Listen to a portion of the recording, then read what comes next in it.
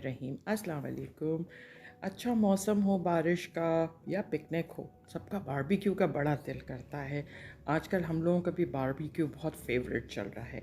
आज इसीलिए हम बनाएंगे बीफ टिक्का बोटी।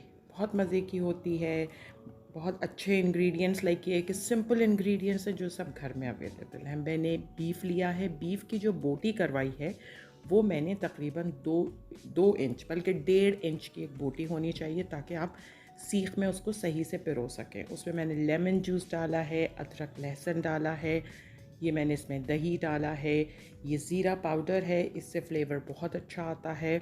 ये फ्लेवर बहुत अच्छा कर देता है इसका। और ज़ीरा पाउडर के साथ साथ हम इसके अंदर जो है वो लाल मिर्ची डालेंगे और कोरिएंडर डालेंगे, चाट मसाला डालेंगे। कोरिएंडर इज़ धनिया पाउडर।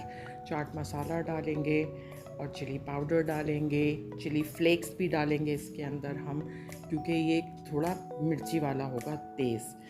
और इसमें जो है वो हम जो है वो लहसुन पाउडर भी डालेंगे और साथ ही साथ इसमें ब्लैक पेपर का पाउडर भी डालेंगे। ब्लैक पेपर इज़ काली मिर्ची। इसके जो भी टेस्ट, जो भी इसके अंदर जो इंग्रेडिएंट्स जा रहे हैं, अगर आपकी मिर्ची ज़्यादा लग रही है तो आप इसको एडजस्ट कर सकते हैं। नमक भी आप अपने हिसाब से डालेंगे इसके अंदर कि कितना नमक आपने डालना है, जितनी आपकी फैमिली में पसंद किया जाता है। इसमें मैं टिक्का बोटी मसाला भी डालूँगी तो वो थोड़ा इसके टेस्ट को और जो है वो यूनिक कर देगा। घी डालेंगे इसमें हम, क्योंकि इसको बिल्कुल हमने रूखा गोश्त लिया है, इसके अंदर बिल्कुल कोई फ़ैट नहीं है, तो हम इसके अंदर जो है वो घी डालेंगे।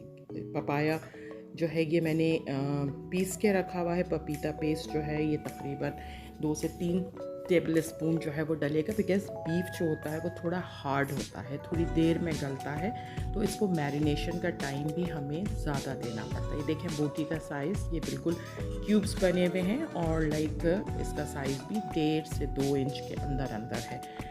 इसको अब हम मैरिनेट कर देंगे। मैरिनेट जितना ज़्यादा करेंगे उतना अच्छा है। ओवरनाइट करें, बहुत अच्छी बात है। फिर हमने इसको स्कीवर्स पे लगाना है और इसको सेकना है। इसका सेकने का टाइम भी थोड़ा ज़्यादा होता है। ले जी, हमारी मज़ेदार बीफ टिक्का बोटी तैयार हो गई है। एंजॉय करें, अपना ख्याल रखिएगा। अल्लाह हाफ़िज़।